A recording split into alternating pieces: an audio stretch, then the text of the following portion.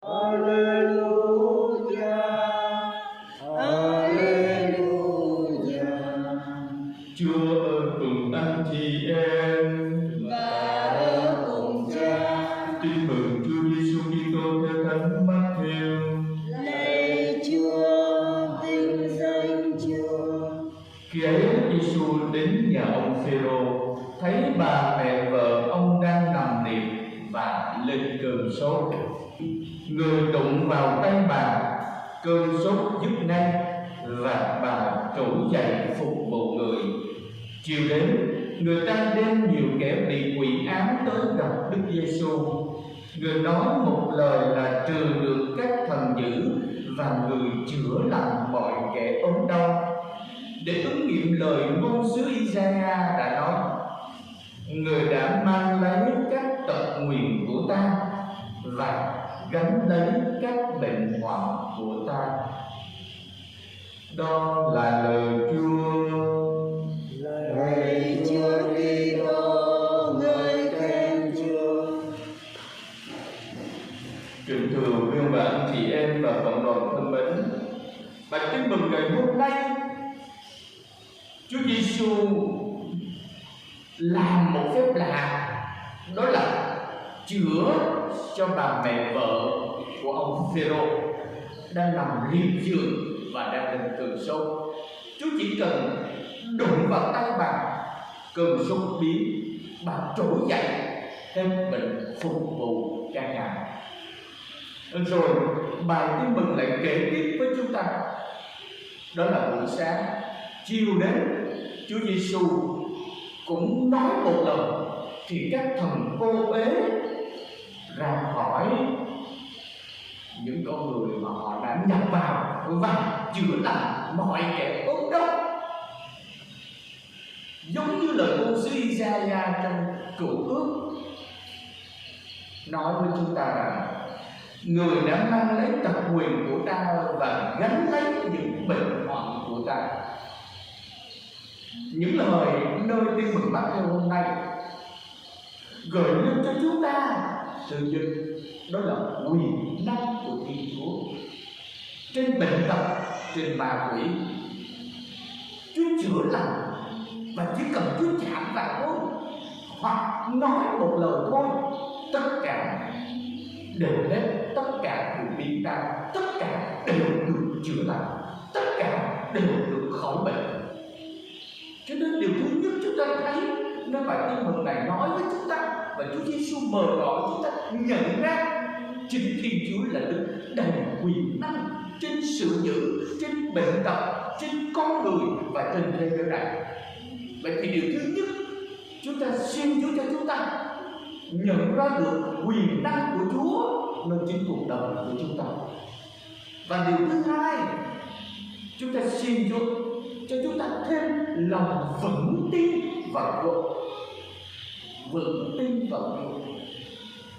Trong cuộc đại dịch lần thứ tư bùng phát vừa qua, trong 3 tháng gần 4 tháng trời vừa qua, tại thành phố Hồ Chí Minh lan rộng đến các tỉnh lân cận Đồng Nai, Long An, Bình Dương, những con số tử vong rất lớn. Đôi khi chúng ta không biết, nhưng có những người thân chia sẻ với con và nói với con rằng: hôm nay dì của con chết rồi cha, ngày hôm trước đó là cậu, bây giờ đến dì của con, rồi những người con của dì cũng chết tại Bình Dương.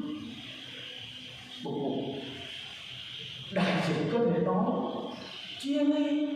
Và mấy ngày nay tôi đọc trên báo thì có những đứa trẻ một cô cha lẫn mẹ, và có những đứa trẻ một cô cha lẫn mẹ là bởi vì bố mẹ sức phong ra tuyến đầu để có thể hỗ trợ những người bị bệnh dịch, những người bị nặng hơn mình, và cuối cùng nhiễm và chết, để lại những người con bơ vơ. Dầu cậu và dì phải đem về nuôi, bố mẹ không còn nữa. Có những người, có những gia đình, có những người vợ lại mất chồng, có những người chồng lại mất vợ,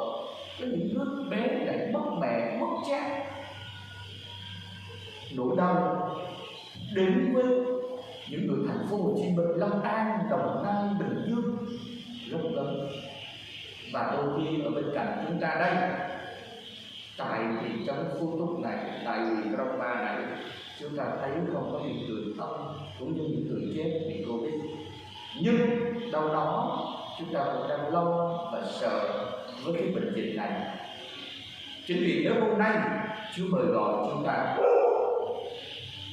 đến với Chúa, nhận ra quyền năng của Chúa bên chính cuộc đời của chúng ta, đồng thời Chúa mời gọi chúng ta không đừng vững tin vào Chúa khi gặp những thử thách, khi gặp những khốn khó, khi gặp những đau bệnh nên thân xác cũng như từ tâm hồn. Chúng ta chỉ cần tin tưởng và nói với Chúa rằng Chúa chỉ chạm vào con thôi, giống như ngày hôm nay nơi bài tin mừng này. Bà mẹ vợ của Phêrô chỉ cần Chúa chạm tay vào thôi, hết ngày sốt dứt bà trở lại phục vụ Chúa. Hôm nay Chúa cũng mời gọi chúng ta, thứ nhất đó là xin Chúa chạm vào cuộc đời của chúng ta, chạm vào gia đình của chúng ta. Nếu đó có thể không phải là những bệnh tật của đại dịch Covid-19 đến với gia đình của chúng ta, nhưng nơi đó có thể là những bệnh tật của ganh ghét đố kỵ, của hơn thua được mất, của tình cãi giữa vợ với chồng.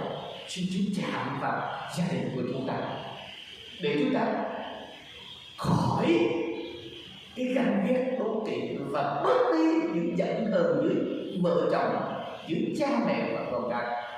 Xin Chúa chạm vào cuộc đời của chúng ta để chúng ta bớt đi những tính nóng, những đố kỵ, những ganh ghét, những hơn thua nâng chính bản thân của chúng ta với anh chị em của mình, với người chồng, với người vợ, với các con. Xin Chúa chạm vào chúng ta để chúng ta không còn những tính nóng, những ganh ghét, những đố kỵ, những tật xấu nâng chính bản thân của chúng ta. Và điều thứ hai, chúng ta xin Chúa thêm lòng tin cho chúng ta để khi chúng ta gặp những khốn khó, những vất vả, những buông xuôi, những buồn tủi nên chính gia đình của mình, nên chính vai trò làm vợ và làm mẹ, nên chính cuộc đời làm chồng và làm cha của chúng ta, nên chính cuộc đời làm con của chúng ta, đâu đó chúng ta thiếu lòng tin, thiếu yêu thương, thì xin Chúa thêm lòng tin, thêm yêu thương đến chính cuộc đời của chúng ta nhiều hơn nữa. Nên chính gia đình của chúng ta thiếu sự yêu thương, thiếu bao dung lẫn nhau, thì xin Chúa thêm lòng tin, thêm bao dung đến chính gia đình của chúng ta. Với lòng tin đó, chúng ta xin Chúa cho chúng ta quyết tâm, đó là mỗi khi gặp khó khăn, khốn khó, thì chạy đến với Chúa, nhận ra Chúa đặc quyền năng hơn chính cuộc đời và gia đình của chúng ta. Chúng ta cũng xin Chúa thêm lòng tin cho chúng ta nhiều hơn nữa. Với lòng tin đó thì chúng ta đứng lên kỳ sự lòng tin của chúng ta.